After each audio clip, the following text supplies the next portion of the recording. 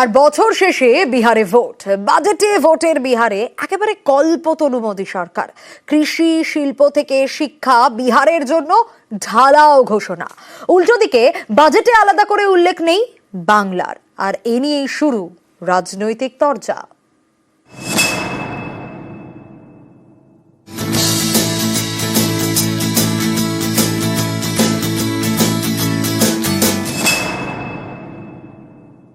বিজেপির 12টা সাংসদ রয়েছে, বাংলার কিচ্ছু দেওয়া হয়।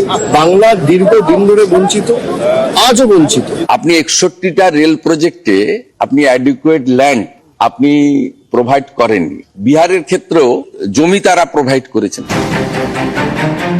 অনেকে বলছেন দিনের শুরুতেই ইঙ্গিত মিলেছিল। বিহারের মধুবনী শাড়ি পরে যখন সংসদে ঢুকলেন নির্মলা সীতারামন, তার বাজেট বক্তৃতাতেও বারবার এলো Bihar.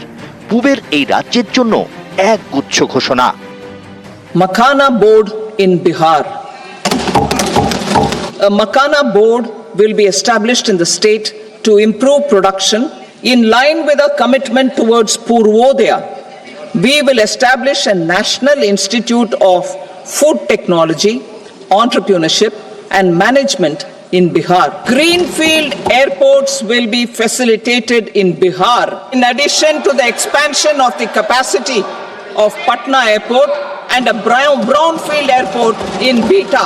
Financial support will be provided for the Western Kosi Canal ERM project.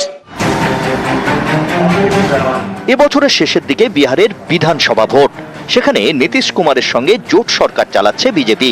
অনেকেই বলছেন বিহারের রাজনৈতিক পরিস্থিতি এখন বেশ টালমাটাল, জনপ্রিয়তা হারাচ্ছেন নীতিশ কুমার। আবার বিরোধীরাও এত শক্তিশালী নয় যে ভোট বাজারে চমক দেখাতে পারবেন।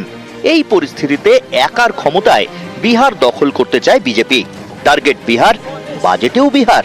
উল্টো দিকে বাজেট ভাষণে একবারের জন্যও উঠে এলো না বাংলার নাম।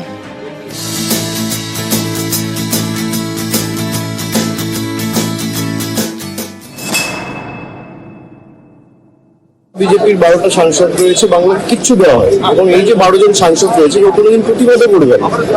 বাংলা দীর্ঘদিন ধরে বঞ্চিত, আজও বঞ্চিত। বাংলার জন্য কিচ্ছু নেই। 2025 সালে এই বছর নভেম্বর মাসে যেহেতু বিহারে নির্বাচন আছে, বিহারের জন্যই সবকিছু করা হয়েছে।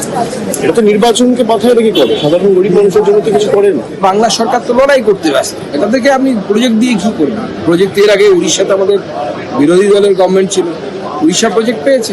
আপনারা লড়াই করুন, মারামারি করুন, কিন্তু সেটা আপ টু ইলেকশন। কিন্তু ইলেকশনের পর ডেভেলপমেন্ট সেক্ষেত্রে ওরা করা উচিত না।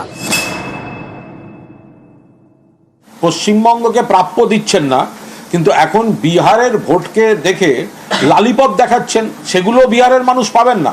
কিন্তু বাংলাকে পুরোদস্তুর বঞ্চিত করে ভোট রাজনীতিতে বিহারকে লালিপপ দেখাতে গেছে এই বাজেট।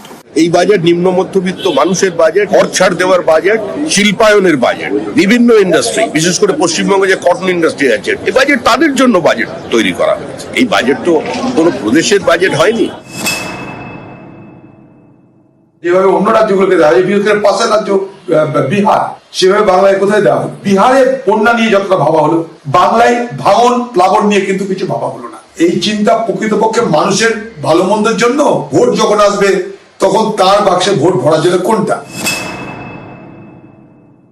গোটা দেশের কথা না ভেবে যাদের ভোট এবং সেই ভোটটা পেতে হবে বলে রাজ্যের ভোট মুখী খানিকটা এই নির্বাচনকে দেখেছে। সামনে বিআরটিআর-এর ভোট আছে।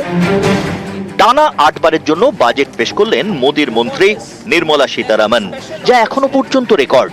নির্মলার 8ম বাজেটে ব্রাত্য বাংলা, বিহারে কল্পতরু। যে সমস্ত প্রকল্পের ঘোষণা করা হলো সেখান থেকে বাদ বাংলা। বাজেটে ভোরে ভোরে বরাদ্দ পেল পড়শি রাজ্য বিহার। ক্যামেরা পার্সন সঞ্জীব বর্মার সঙ্গে মৈত্রী ভট্টাচার্য, নিউজ 18 বাংলা, নয়াদিল্লি।